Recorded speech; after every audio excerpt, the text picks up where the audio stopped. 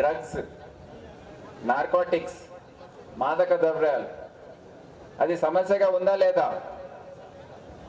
ప్రతి గ్రామంలో మన పిల్లలు స్కూల్ పోయి ఏం చేస్తున్నారో మనకు తెలియదు, కాలేజ్ పోయి ఏం చేస్తున్నారో తెలియదు, ఎవరితో తిరుగుతున్నారో తెలియదు, ఎవరితో కూర్చొని ఏ గాంజా ఏది తాగుతున్నారో తెలియదు.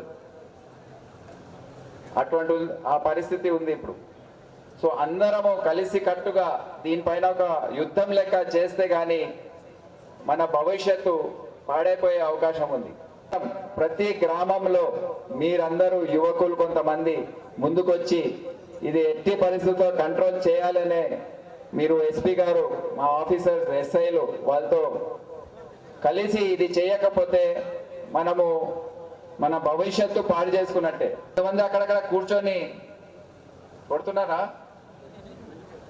కనబడతారా అప్పుడప్పుడు? మీరు వాళ్ళని కంట్రోల్ చేయాలి.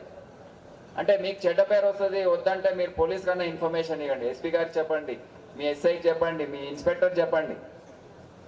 మేము వచ్చి కౌన్సిలింగ్ చేస్తాం. వాళ్ళని పట్టుకొని పోయి కేసులు ఏం పెట్టాము, వాళ్ళని తీసుకుపోతాం, కౌన్సిలింగ్ చేస్తాం, టెస్టింగ్ చేస్తాం, వాళ్ళకి ఏమైనా అవసరం ఉంటే రీహాబిలిటేషన్ సెంటర్లో పెడతాం. వాళ్ళు మళ్ళీ మీ సమాజంలో ఎవరికి హాని కలిగించే విధంగా వాళ్ళు కూడా మారి మీ గ్రామంలో వచ్చే విధంగా మేము బాధ్యత తీసుకుంటాం.